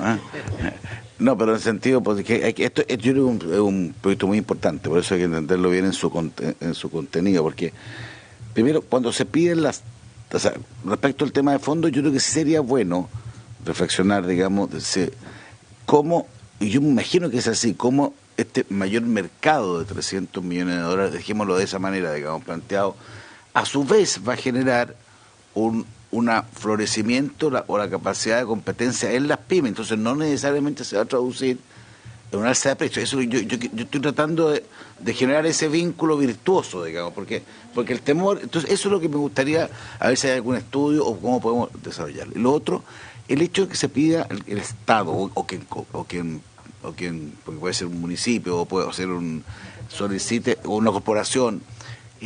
Una cosa es que solicite las 3, pero eso además se publica en una parte. O sea, ¿cuál es lo que yo trato de plantear? Que alguien diga, digamos, yo no fui de las que me cotizaron, digamos. Entonces, creo, no sé, si se publicara, me quedaría más tranquilo, porque quiere decir que pide 3, pero si hay alguien que dice, mira, aquí apareció publicado, yo tengo una buena oferta, puedo participar sin necesidad que me la pidan, digamos. No sé si eso se da. No, esa publicación yo creo que es bien importante para todos los efectos. Respecto al primer punto, yo lo comparto conceptualmente totalmente. No es fácil hacer probablemente esa estimación, porque es una consideración más dinámica, ¿no es cierto? Uno apuesta porque las pymes se desarrollen, tengan más espacio, aparezcan incluso pymes locales, en fin. Eso va a generar más competencia a la larga y, por supuesto, eso podría tener un efecto importante en reducción de precios. En el corto plazo, reducir la competencia, porque uno no deja entrar a las grandes en ese segmento, podría tener un efecto al alza de los precios. La combinación de estas dos cosas es la que probablemente no es trivial de realizar, y por eso que el proyecto es prudente en el sentido de que define un tope para eso, y es un tope que para efectos de las compras es relativamente bajo, más grande de lo que existía en la actualidad, pero relativamente acotado. Entonces yo creo que el proyecto está bien en ese sentido, y nosotros podemos trabajar en responder estas preguntas de una manera más formal, más allá de que conceptualmente estemos de acuerdo. Respecto a la transparencia, tal vez eso lo pueden comentar después. Déjenme, les propongo terminar la parte porque mecanismos de transparencia existen, eso lo fortalece este proyecto. Terminar respecto a los otros puntos de las pymes, que son menos relevantes que el que voy a señalar en términos cuantitativos, pero que dicen relación con cómo se fortalece o cómo se hace realidad esta promoción de las pymes en las compras públicas. Lo segundo, que esto es muy importante para las regiones, aquí voy a citar al senador Durana, que por mucho tiempo fue el presidente de la comisión, que tenía la frase Chile compra, Santiago vende. Esa era su frase, como buen senador de Arica. Y efectivamente este proyecto trata de promover las compras en regiones. Entonces se define la figura de proveedor local y se genera una serie de condiciones. O sea, que no sea, por ejemplo, una pyme que en realidad es una empresa pequeña, pero que es una operación de una empresa más grande de Santiago, ¿no? Uno trata de evitar eso. Entonces, entonces eso efectivamente se regula de forma muy clara en la ley. Y por último, una de las cosas que alegaban, o sea, me queda un punto más, pero unas cosas que alegaban harto las pymes, y con razón, es que a veces se generan ciertos criterios de entrada de participación en una compra que son desproporcionados para lo que se está vendiendo. Boletas de garantía, cuestión de diversa índole que no tienen, por supuesto tiene que haber una proporción, porque a veces el Estado tiene que asegurarse de que el bien se vaya a proveer, pero tiene que haber una proporción entre ese seguro que se le pide y el monto. Entonces, todo ese tipo de consideraciones, lo que especifica ahora la ley es que los criterios y los requisitos no pueden implicar una discriminación que no pueda ser justificada, una discriminación arbitraria respecto a las pymes y a las cooperativas. La siguiente, por favor. Y por último, lo que hace esta ley es que regula a nivel legal, esto ya existía con anterioridad, pero ahora lo regula, la unión temporal de proveedores. Esto es bien importante porque les permite efectivamente a las pymes juntar fuerza, y la ley solo lo permite en el caso de las empresas grandes para la parte de innovación, que voy a comentar más adelante, pero en general no lo permite, solo lo permite para las empresas pequeñas. Y además acá nos estamos haciendo cargo de uno de los problemas que existía en la actualidad, y es que cuando tú ya adjudicas esto, imagínate que son 3 pymes las que están involucradas, y una de ellas tiene algún problema, que tiene que salir de la ejecución de esta compra que ganó esta agrupación. Lo que sucedía en la actualidad es que se caía totalmente esa unión, y ahora se les da la posibilidad a las pymes de reemplazarla. Esto surgió a partir de casos concretos, en que una de las pymes perdía una de las condiciones que les permitía participar en esta unión, y entonces se caía toda la asociación, digamos. ¿Se la pueden reemplazar? La pueden reemplazar cuando, como tal sea en el último punto, si algún integrante se ve afectado por alguna inhabilidad, esta unión temporal de proveedores puede decidir si continúa o no, y en tal caso reemplazar al participante que tuvo este problema. Sé que esto suena muy específico, pero en realidad surge a partir de casos concretos que levantaron las pymes. Entonces, en resumen, este es un proyecto de ley que, además de lo más sustantivo y grueso que está haciendo, que es todo este proceso de modernización que describió extensamente la subsecretaria, está aprovechando este cambio legal para darle más mercado a las pymes y generar una situación más favorable, cuidando que sigan existiendo comportamientos competitivos y que el Estado pague precios razonables por los bienes que está comprando. La segunda parte de lo que quiero presentar tiene que ver con otro componente que hemos llevado en conjunto con este proyecto, que por supuesto lidera el Ministerio de Hacienda, pero nosotros como Ministerio de Economía hemos participado en 2 patas del proyecto. Uno, la parte de las pymes, y otra, esta parte de innovación. La siguiente, por favor. Déjenme aquí hacer una breve introducción. En el mundo, unos desafíos que uno tiene, y esto en Chile es especialmente importante, que el sector privado innove más, que gaste más recursos para innovación. Y uno de los mecanismos que se han mostrado en la literatura comparada y en la experiencia de otros países muy efectivo para lograr este objetivo es que el Estado de alguna manera financie, promueva innovación en el sector privado para solucionar problemas del sector público. Entonces, lo que estamos haciendo a propósito de esta ley es generar estas 2 figuras, los contratos para la innovación y los diálogos competitivos, que son mecanismos concretos y reglados para que el Estado le pueda tomar un desafío, un problema que está en el sector público, pero para el cual no existe una solución clara, no existe una tecnología ya probada. Entonces, lo que hace el sector público es que levanta esta posibilidad y hace que el sector privado compita en ver quién puede proveer finalmente esa innovación. Entonces, es una forma de financiar innovación de los privados, que ocurre en los privados, la innovación no la hace el Estado, sino que la hacen los privados, pero para resolver un desafío del sector público. Un ejemplo concreto de esto, que no necesariamente es de una tecnología que no existe, pero creo que ilustra el punto, es que imagínense un hospital, esto tomando de otros casos, un hospital o el sistema de hospitales de una región que quieren solucionar y tener un buen sistema de calefacción, por ejemplo, ¿ya? Y hay dudas de cómo hacer esto, dadas las particularidades que tiene el país, dadas las tecnologías que existen, en fin. Entonces uno lo que hace es que hace un llamado abierto, estos son llamados más abiertos de lo que tradicionalmente se hace en las compras públicas, para solucionar ese problema de innovación específico.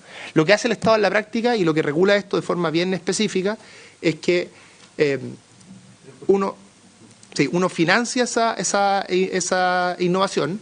Una vez que ocurre esa innovación, termina ese proceso que fue financiado por el Estado, habiendo o no habiendo tenido éxito, ¿ya? Como suele suceder cuando uno financia una innovación, a veces va a resultar, a veces no va a resultar en el caso del sector privado, y después hay un segundo proceso competitivo para ver a quién se le compra esa innovación, pero eso es la segunda etapa. Entonces esto en la literatura se llama compras públicas para la innovación, se hace en países OCDE, el último tiempo lo está haciendo Brasil, y nosotros ya en el Ministerio de Economía este año, adelantándonos a esto, vamos a hacer un par de casos demostrativos, para no llamarles pilotos, porque los pilotos tienen mala prensa el último tiempo.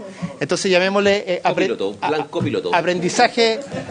aprendizaje demostrativo o trabajos a pequeña escala, para ver cómo hacemos este proceso, porque esto es algo nuevo en nuestra tradición, pero es muy importante para justamente promover más innovación en el sector privado. Ministro, un segundo. Senador Edwards.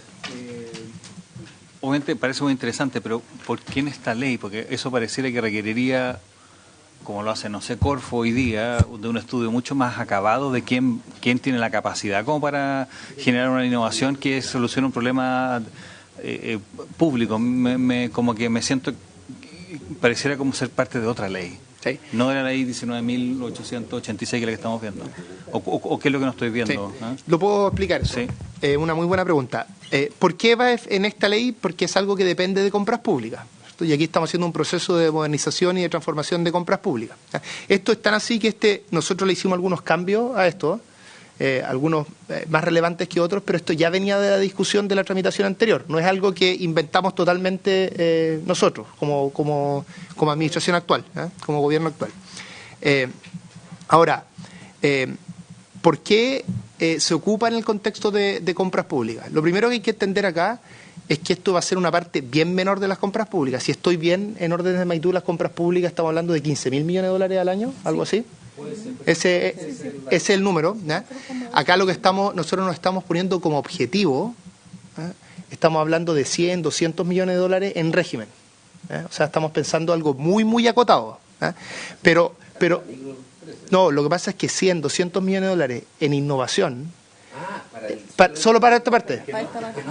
Solo para esta parte. Sí, pero el modelo, voy a explicar en qué sentido cambia el modelo, pero yo creo que lo cambia en un sentido que usted debiera estar de acuerdo, senador, por lo que voy a explicar. Sí. Voy a explicar, porque creo que el punto... Sí. No, pero yo lo que creo... Agregué todavía. Sí, no, lo que pasa es que... No, es que lo que creo es que vamos a estar de acuerdo en este punto. Eso es lo que quiero resaltar. ¿En qué sentido? Primero, es acotado, ¿no es cierto? Ahora, ¿por qué no lo hace Corfo esto? Primero, porque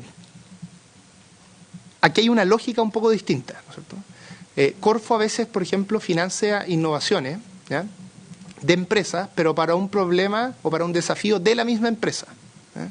Por lo tanto, tú, por ejemplo, hay alguien que está inventando, que está haciendo una startup, y Corfo tiene programas para los startups, ¿no es cierto? Corfo la mayoría de las veces financia eso, pero de forma bastante acotada. Son recursos bastante acotados para aquello, a veces con subsidios menores o dándole lo que se llama banca de segundo piso, es decir, dándole garantías garantía a la banca para que la banca les preste a ellos con un riesgo menor. Acá la naturaleza es distinta. Acá el desafío, el problema, surge desde el sector público. Pero el sector público no tiene las capacidades, no tiene los conocimientos para resolver esa innovación, para identificar quién podría hacer esa innovación de mejor manera. Entonces, el sector público lo que tiene es el desafío, lo que tiene es el problema. Pero lo que reconoce esta modalidad es que la solución y el proceso de innovación tiene que surgir desde el sector privado. Y entonces, lo único que hace es que se financia eso, que exista ese proceso. Entonces, es distinto en la lógica de Corfo, insisto, porque en la lógica de Corfo no necesariamente son problemas que es solucionar un problema del Estado o un problema del sector público, sino que es una innovación que surge por el quehacer propio de las empresas. Sí. Pero entonces, perdón, presidente, Entonces, el oferente por ejemplo, va a hacer una propuesta de una cierta cantidad a la cual tendría que pagársele para que él vea si es capaz de generar esa innovación o no. Sí, no es claro sí. cuál es el producto final. No es una cantidad. El producto final es el siguiente. El producto final, primero, el problema aparece a partir de un desafío. Sí. Por ejemplo, voy a decir algo más atingente acá. Hacer todo un rediseño de los sistemas informáticos y trabajo en línea del Parlamento, por decir algo. Entonces, si tú tienes ese problema así de amplio, es muy difícil definir una compra pública estándar, porque una compra pública estándar lo que uno hace es que tiene muy claro el producto que quiere comprar, especifica las características y después, lo voy a poner en términos bien simples, lo hace competir a todos en precio por el mismo producto que ya está bien identificado. Acá la solución, el producto no está identificado, el Estado lo desconoce, y probablemente hay una solución que requiere una innovación. Entonces, lo que hace el Estado, a través de algún servicio público que hace estas compras públicas para la innovación, es definir el desafío. Y ese desafío es muy amplio, como de la forma en lo que acabo de señalar. Una vez que está identificado el desafío, ¿cuál es el producto que entregan los privados que compiten en esto? Son innovaciones que se hacen cargo de este desafío que está planteando el sector público. Una vez que eso ocurre, en el proceso se financian estas. Y se financian estas aun cuando lleguen o no lleguen a puerto en términos de innovación. Sé que esto suena un poco crudo, pero así son las innovaciones. Si uno quiere financiar innovaciones, algunas de ellas van a resultar, otras de ellas no van a resultar. Al final de ese proceso, cuando ya están las innovaciones, si el Estado finalmente quiere hacer la compra de ese producto, de ese, por ejemplo, servicio informático, de estrategia para solucionar este problema específico del Parlamento, eso ya ocurre por otra compra. En el fondo, este proceso culmina con una innovación, una o más innovaciones que resultaron, que fueron financiadas por el Estado y que permitían resolver un problema del sector público. Para entender lo que hace el Estado, no sé si la palabra voy a poner subsidiar, es otorgar recursos para la innovación, pero desde el punto de vista de la innovación, ¿quién queda dueño de esa innovación? ¿El Estado o el particular, la empresa? Sí, porque si después lo van a comprar el producto. O sea, no quiero introducir un elemento más complejo, pero es para entender un poco, y esto no está limitado, me imagino, y esto no está limitado por tamaño de empresa necesariamente, ¿sí? Esta innovación no creo, porque si no estaríamos... No, esto es muy bueno. Parto por la segunda parte de la pregunta. En ningún caso está esto, sé que presenté las dos cosas juntas, pero no están relacionadas entre sí. No está circunscrito exclusivamente a micro, pequeña y mediana empresa, digamos. De hecho, es muy probable que parte importante de la innovación ocurra en la gran empresa. En esto las presenté las dos cosas juntas porque son las que hemos estado involucrados como Ministerio de Economía en este proyecto más grande que lidera el Ministerio de Hacienda. Solo por eso están presentadas en conjunto. Lo que se hace acá es que se hace un proceso competitivo en que pueden participar todas las empresas sin importar su tamaño, y que lo importante acá es que compiten en quién puede y tiene una mayor capacidad para hacer justamente esa innovación. ¿Quién se queda como dueño de esto? Yo estaba preguntando porque entiendo que depende del llamado que se haga en general y de las características del proceso. Pero tengo dudas respecto a ese punto, así que prefiero no decirlo de forma taxativa eso. Sí. Sí, para complementar la respuesta del ministro, hoy día existe en la ANID, que es la Agencia, ¿no es cierto?, de Innovación y Desarrollo, que es parte del sistema que es parte del Ministerio de Ciencia, un proceso que es parte, digamos, de un programa de ello, que justamente se llama Desafío de Innovación Pública. Y se llama así el programa. Ustedes lo van a ver cuando vean el presupuesto, a lo mejor se pueden acordar de eso. Y lo que hace hoy día la ANID es que convoca al sector público a que le planteen cuáles son sus problemas que no han logrado solucionar con un producto que exista en el mercado o con un servicio que exista en el mercado. Entonces los del sector público postulan distintas instituciones, por ejemplo la Suceso, a propósito de licencias, ¿no? Hemos hablado harto de licencias médicas, de aumento de costo de las licencias médicas, pero bueno, ¿cómo podemos tener algo, un modelo que nos pueda de alguna forma generar alertas de eventuales licencias médicas que no son reales, por ponerlo entre comillas, y otras no, y de esa forma descomprimir lo que hoy día existe, que llegan a la Suceso un conjunto de licencias que hay un atochamiento importante para poder resolverlo? Ese es un problema, ese es un desafío que hoy día tiene Suceso. Y Suceso se postula este llamado de la ANID. Una vez que, y así como suceso, se puede haber postulado el IPS, cualquier institución. Lo que hace hoy día la NIT es, junto con el laboratorio gobierno, por eso tengo claro cómo opera el proceso, es que a todos estos instituciones públicas que tienen ese desafío, bajo el conocimiento de la NIT y del laboratorio gobierno, seleccionan cuáles de esos en realidad van en la línea de que no existe un producto en el mercado, tampoco existe un producto en el mercado que se pueda adaptar, que es el punto de los diálogos competitivos, sino que de verdad requiere de una innovación. Se seleccionan, no sé, 3 servicios, y los servicios seleccionados, con esos servicios, con esa problemática, la NIT hace un llamado a una licitación al sector privado, académico, aquí también hay harto de academia de por medio, para que convoquen a este proceso. Y este proceso parten hoy día, no sé, 5 instituciones o 10 proveedores, que pueden ser del mundo académico o empresas privadas, a resolverle este problema al suceso. Entre ellos, cada uno propone una forma de resolver el problema y va concatenando en etapas.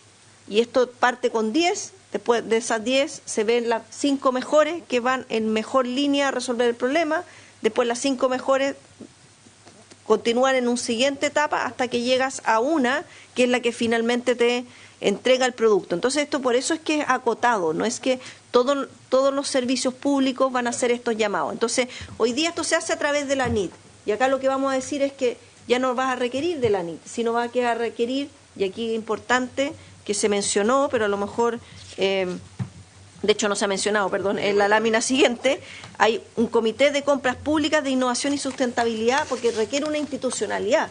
No es que cualquiera puede decir, no, en realidad mi problema requiere una innovación.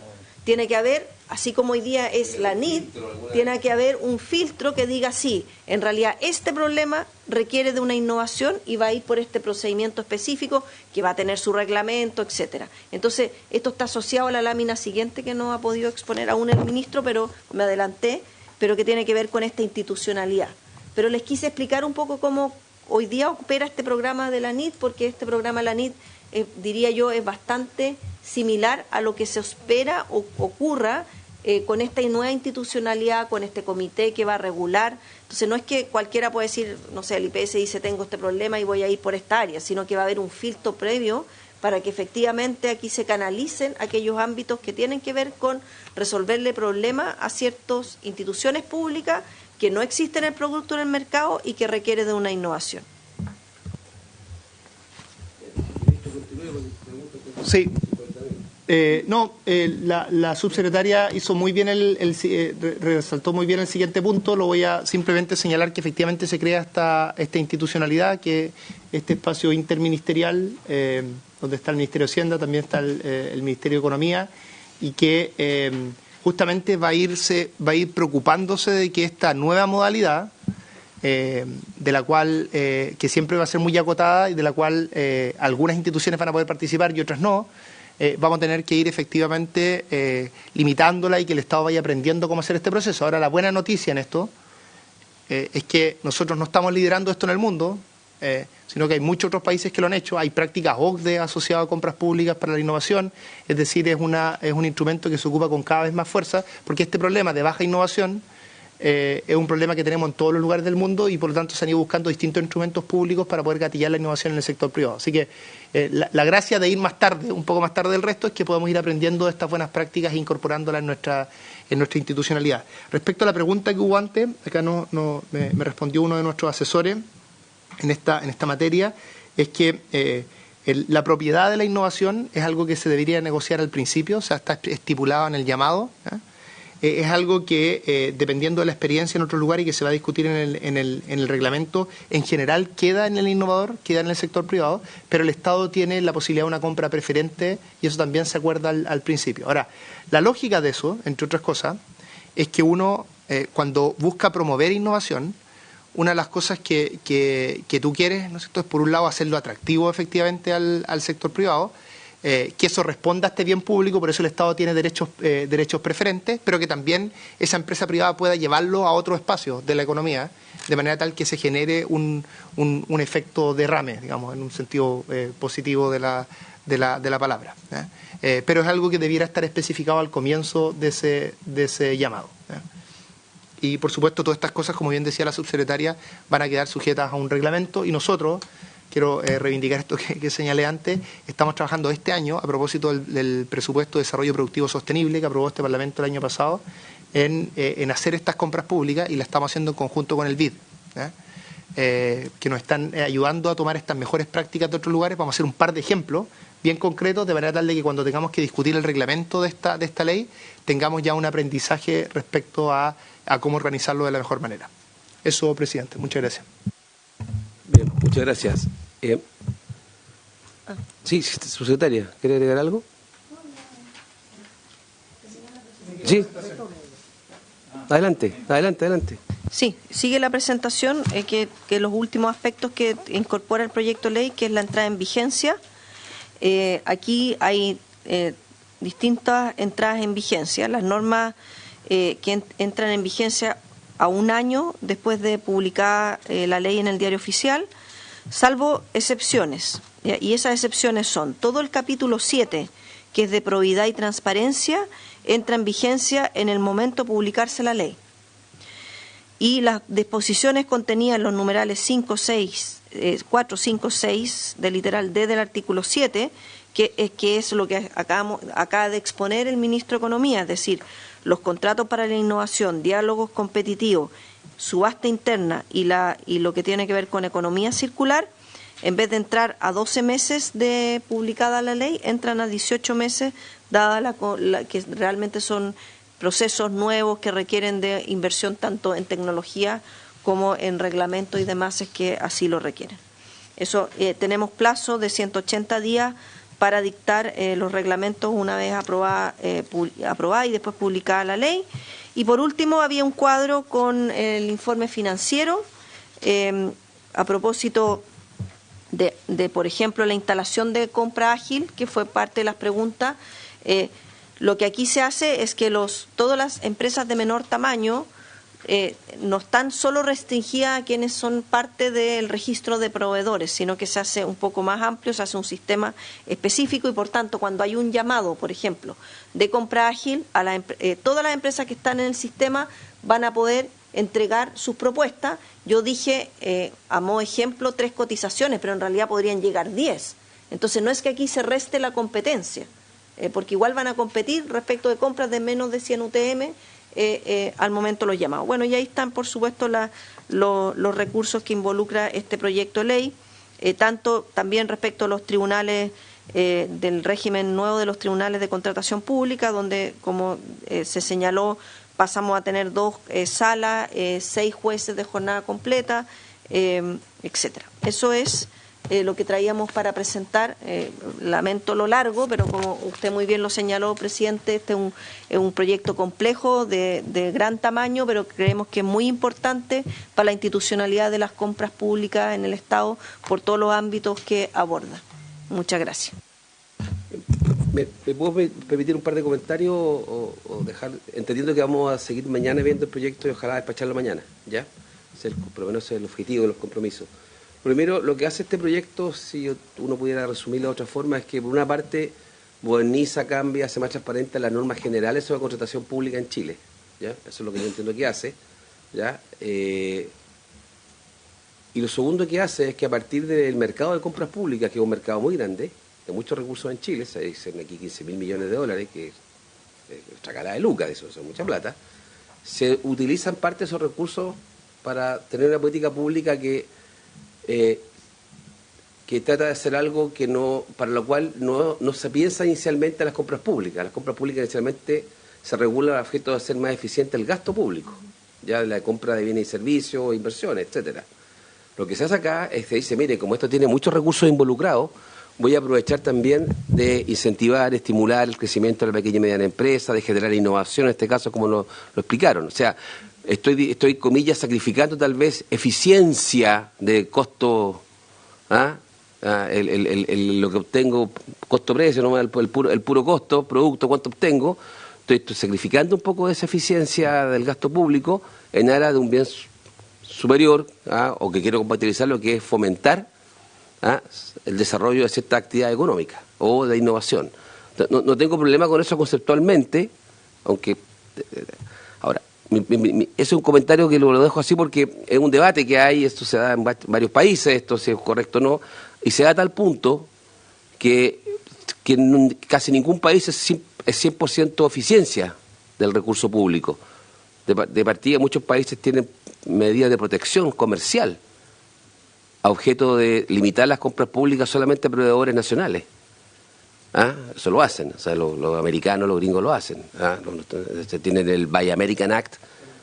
Entonces, entonces, lo que quiero decir es que si fuera 100% cuidar el patrimonio fiscal, uno diría, bueno, que venga un proveedor de cualquier país y me ayude. No, hay un criterio en esto. Y de hecho, las compras públicas se negocian también en los acuerdos de integración económica. Es una parte importante por el mercado que involucra.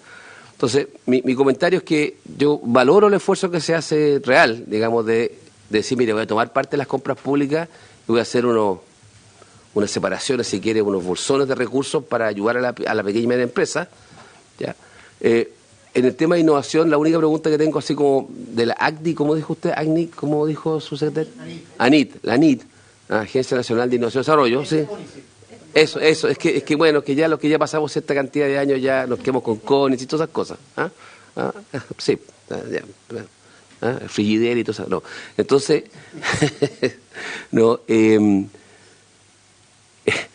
ya bueno, se me fue la idea, pero no, mi tema era si esto también está en conformidad tal vez con lo que son nuestras obligaciones internacionales en materia de compra, que entiendo que siempre se hacen reservas para el fomento, para la pequeña y mediana empresa, etcétera, para minorías, etcétera, que eso está mucho de acuerdo, pero para estar tranquilo en esa materia. Comentar eso brevemente. Efectivamente, en los acuerdos comerciales, los países firmantes están limitados a hacer este tipo de definiciones, pero hay límites que tienen que ver con el tamaño de la compra. Y las cosas que nosotros estamos planteando acá están lejos de esos límites, por lo tanto no es un problema. Y respecto al tema de eficiencia, claro, yo reconozco que aquí, o sea, el grueso de este proyecto de ley que muy bien hizo la exposición la subsecretaria es justamente promover la eficiencia, y en todos los sustantivos eso es lo más cuantioso que va a pasar acá, ¿no es cierto? Y lo que estamos haciendo, como bien dice el senador y presidente, es con un monto bastante limitado de toda la conversación, promover estos dos fines que son distintos entre sí. El primero es más acceso al mercado para las pymes, que tiene consideraciones de eficiencia también, sobre todo dinámica. Uno agrega más poder económico local, eso tiene y en el caso de la innovación, yo diría ahí con más fuerza que esa es una inversión que con este buen diseño, con esta institucionalidad que va a cuidar que esto todo ocurra de buena manera, es también un aumento de eficiencia, de innovación y de eficiencia para el Estado, para en términos, o de la sociedad, más bien, en términos más bien dinámicos, ¿no es cierto? Porque aquí lo que ocurre es que por distintas razones el sector privado y también el sector público subinvierten en innovación. Y Chile es un caso paradigmático en esto. Entonces, yo diría que son pesos bien invertidos. Eso, si se resguarda bien como lo hace este proyecto. Pero comparto el resumen, me parece muy equilibrado de lo que está haciendo el proyecto. Ahora me acordé cuando me fui por el Ramas por el tema de la tecnología. Es que el siguiente, en el tema del anillo otro, tal vez imagino que va a haber un seguimiento, porque como bien dice el sistema, como lo pone en el proyecto, no está establecido que todo recurso que se invierte tiene que tener un resultado concreto, porque en la innovación hay elementos que no llegan a puerto a veces, o que no es la solución que se busca. La pregunta es si hay un seguimiento adecuado para que tal vez los proveedores no sean siempre los mismos. O si son los mismos, bueno, tener claridad, porque se puede transformar, ahí sí que es un elemento circular, digamos, que circulan los mismos proveedores con los recursos asignados y tal vez el grado de éxito es muy bajo. Lo digo porque hay otras áreas del Estado en donde se usan recursos que se derivan a terceros y no siempre son usados de la mejor. No hay nada de irregular, sino que de eficiencia en el uso del recurso, ¿ya? No estoy pensando en OTEC y cosas así, de capacitación que no siempre son los mejores resultados. Se usan los recursos a los fines que es pertinente, pero tal vez no rinde lo que quisiéramos. Entonces, en este caso, tiene que haber un seguimiento en eso, me imagino. Sí, dos cosas, senador, a propósito de sus comentarios. La primera es que el proyecto establece claramente que el objetivo de eficiencia en las compras públicas es el que predomina, Y creemos que por el hecho de fortalecer a las empresas de menor tamaño en compras de menos de 100 UTM, no vamos a sacrificar eficiencia. Eso lo quiero dejar claro, porque no es que creamos que es porque las pymes van a cobrar más por un producto que una que no fuera pyme. Al contrario, justamente porque se les da a ellos los de menos de 100 UTM y solo pueden participar ellos, y es un mercado muy abierto, puede incluso generar más competencia en precios de lo que hoy día ocurre eventualmente en un convenio marco que se cierra un año y dura por 3 años y los precios van cambiando. Entonces, creo que ahí el tema de eficiencia siempre va a ser, y somos el Ministerio de Hacienda, es parte de nuestra función de producción, pero muy importante y creemos que lo resguardamos completamente y al mismo tiempo cumplimos el objetivo de permitir el acceso de manera más adecuada al mercado público a las empresas de menor tamaño. Y lo mismo respecto de innovación. No creemos que haya una pérdida de eficiencia por el hecho de que uno tenga procesos de innovación, porque además son procesos competitivos de innovación. O sea, no es como una empresa que va y postula a la Corfo y dice quiero esta innovación, sino que es el Estado que tiene un problema y hace competir a los innovadores del sector privado, académico y no académico, por buscar la mejor solución. Entonces, incluso en los procesos de innovación, lo que está el foco es innovar al menor precio posible. Entonces, creo que eso está bien resguardado en el proyecto y quería... y respecto del seguimiento de innovación, en la institucionalidad que presentó el ministro Grau, hay temas súper claros respecto de establecer resultados, de hacer seguimiento, de establecer estándares. Entonces, creemos que esta institucionalidad que va a estar a cargo del proceso de innovación, de compras con contratos de innovación, va a tener claramente este objetivo de evaluar la implementación, los criterios de sustentabilidad y todo eso. Y además pusimos informes de la implementación de la ley, como ustedes vieron, que tienen que enviar Chile Compra tanto a la Comisión de Hacienda y como a la Comisión de Economía de Cámara y Senado. Muchas gracias, subsecretaria.